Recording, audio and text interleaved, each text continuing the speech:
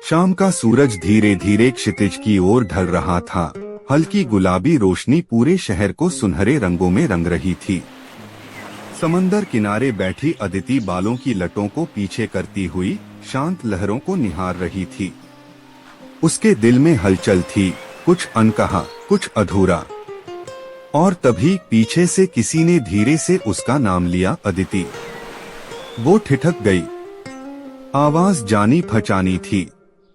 उसके दिल ने धड़कने तेज कर दी। उसने धीरे से गर्दन मोड़ी और वहीं खड़ा था आर्यन। वही आंखें, वही मुस्कुराहट, वही नजरिया जिससे वो सालों से दूर भागने की कोशिश कर रही थी। तुम यहाँ? उसने अपनी आवाज को स्थिर करने की कोशिश की। आर्यन कुछ कदम आगे आया, उसकी आंखों में सीधा झांकते हुए बोला, क्यों? तुम्हें सच में लगता था कि मैं तुम्हें इस शहर में यूं ही छोड़ दूंगा? अदिति ने निगाहें चुरा ली। आर्यन अब कुछ भी कहने सुनने का कोई मतलब नहीं। आर्यन हल्के से मुस्कुराया, उसकी बात काटते हुए कहा, मतलब है अदिति, बहुत ज्यादा है। उसने अपना हाथ उसकी ओर बढ़ाया। चलो आज सच का सामना करते हैं। अदिति ने उस हाथ को देखा, कुछ पल के लिए पुरानी यादों में खो गई। वो पहली मुलाकात, पहली हंसी, पहली बहस, और फिर वो आखिरी मुलाकात जब उसने बिना कुछ कहे अपना रिश्ता खत्म कर लिया था। वो जानती थी आर्यन उसके दिल की सबसे गहरी परतों तक बस चुका था। वो उसकी धड़कनों में था, उसकी सांसों में था, उसकी हर सोच में था। लेकिन वो डरती थी, प्यार से, अपने एहसासों से, इस रिश्ते से। आर्यन, मैं नहीं कर सकती। उसकी आवाज भीग गई थी। आर्यन ने एक गहरी सांस ली। अगर तुम सच में ऐसा सोचती हो तो मैं चला जाऊंगा, लेकिन एक बार मेरी आंखों में देखकर कहो कि तुम मुझसे प्यार नहीं करती। अदिति ने अपनी आंखें बंद कर ली। वो जानती थी वो झूठ नहीं बोल पाएगी। उसकी पलकों से एक आंसू टपक पड़ा। आर्यन ने धीरे से उसकी ठुड्डी ऊपर उठाई, उसकी आंखों में देखा, अदिति, प्यार भागने की चीज नहीं होती, उसे महसूस करने की चीज होती है। और मैं जानता हूँ तुम मुझसे उतना ही प्यार करती हो जितना मैं तुमसे।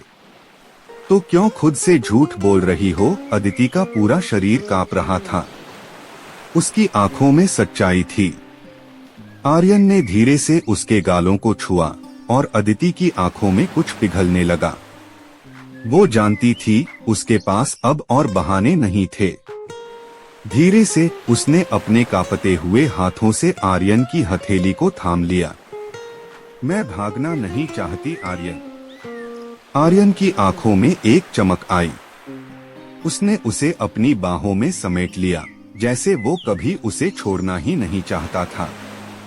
और उस पल समंदर की लहरों के बीच एक कहानी का नया अध्याय लिखा जा रहा था, प्यार, हिम्मत और रोशनी का। समंदर की ठंडी हवा अदिति के चेहरे को सहला रही थी, लेकिन उसके भीतर एक अलग ही गर्मी थी। आर्यन की बाहों का एहसास, उसकी नजदीकी। उसने कभी नहीं सोचा था कि सालों बाद ये लम्हा आएगा जब वो उसकी बाहों में इस तरह समा जाएगी। उसकी सांसें अनियंत्रित थीं, दिल की धड़कनें तेज।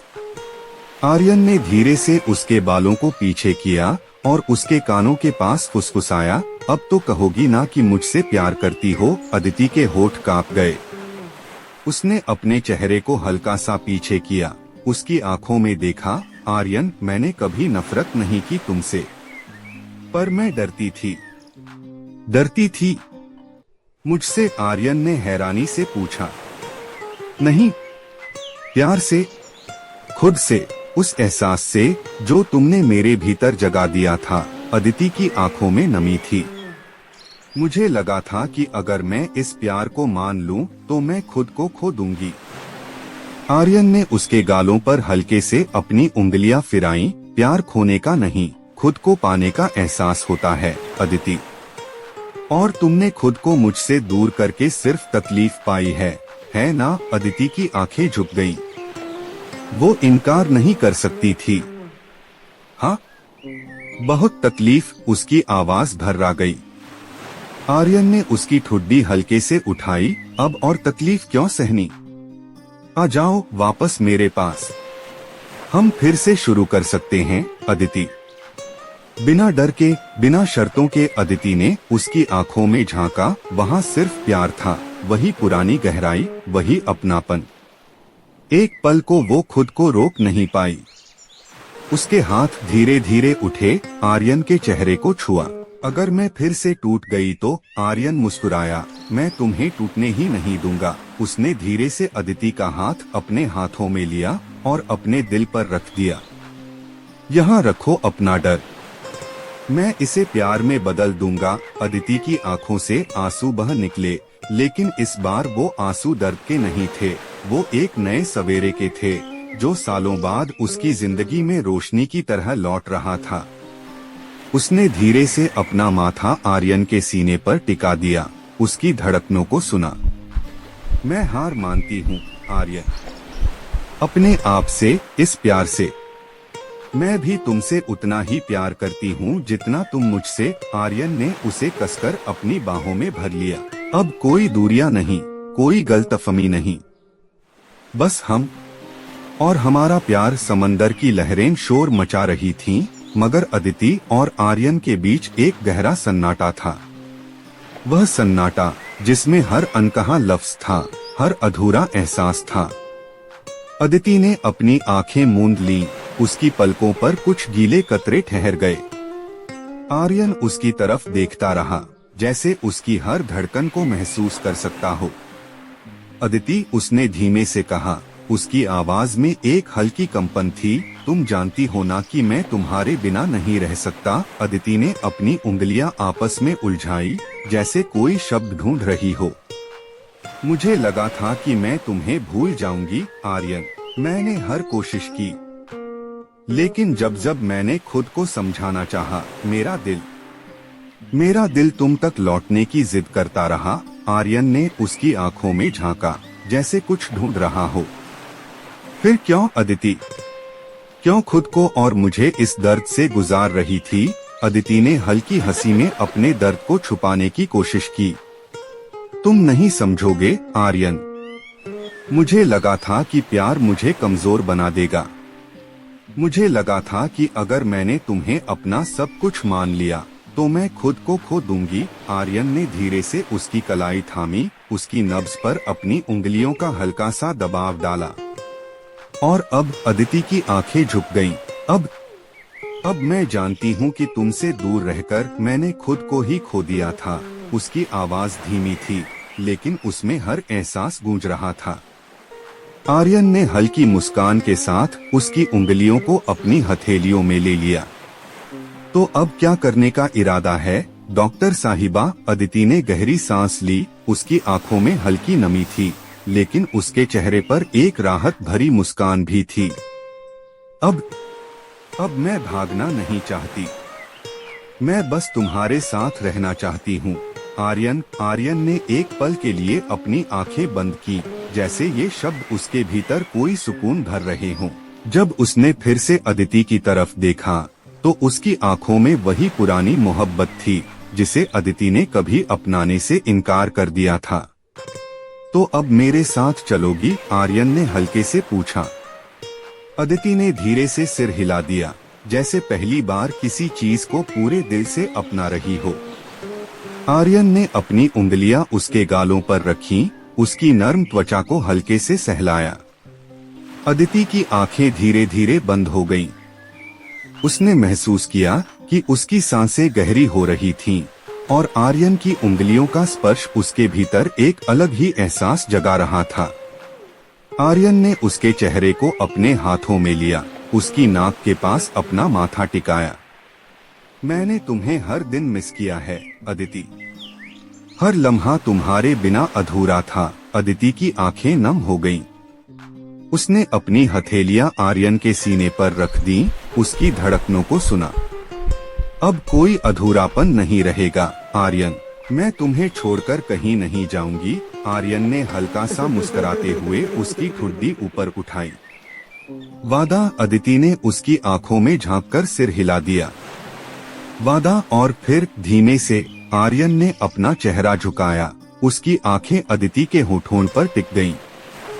अदिति ने अपनी सांसें रोकी और जब आर्यन के होंठ उसके होठों को छूने वाले थे, तभी समंदर की एक तेज लहर आई जो दोनों के पैरों को भिगो गई। अदिति ने हंसते हुए अपने हाथों को उसकी बाहों के चारों ओर लपेट लिया। लगता है समंदर भी हमारी मोहब्बत का गवाह बनना चाहता है। आर्यन ने उसकी हंसी में खोते हुए उसे कसकर गले से लगा लिया। तो फिर चलो इसे हमेशा के लिए अमर कर देते हैं। आर्यन ने अदिति को अपनी बाहों में भींच लिया, जैसे वो उसे कभी खोना नहीं चाहता था। समंदर की लहरें उनके पैरों को छूकर वापस लौट रही थीं, लेकिन उनका प्यार वहीं ठहर गया था, एक ठोस एहसास की तरह जिसे अब कोई डर, कोई दूरी नहीं तोड़ सकती थी। तुम्हें पता है अदिति, आर्यन ने उसके बालों में उंगलियां फेरते हुए कहा, तुम्हारे बिना ये दुनिया बेरंग थी। मैं हर दिन तुम्हारी तलाश करता था, लेकिन तुमने खुद को मुझसे दूर कर लिया।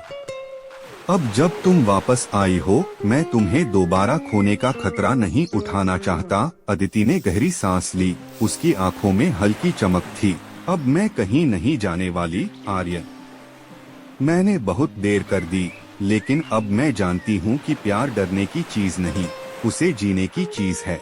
आर्यन हल्का सा मुस्कुराया, उसकी उंगलियां अदिति की उंगलियों में उलझ गईं। तो अब हर लम्हा मेरे साथ जियोगी? अदिति ने बिना कोई झिझक के सिर हिला दिया। हर लम्हा, हर सांस। उसकी बात सुनते ही आर्यन ने उसके चेहरे को अपने हाथों में लिया, उसकी आंखों में प्यार से देखा और धीरे से उसके माथे पर एक नर्म गहरा चुंबन दिया। अदिति की आंखें बंद हो गईं और उसने अपनी सांसों को आर्यन की सांसों में महसूस किया। समंदर किनारे पर सूरज ढल रहा था और आसमान गुलाबी नारंगी रंगों से भर गया था।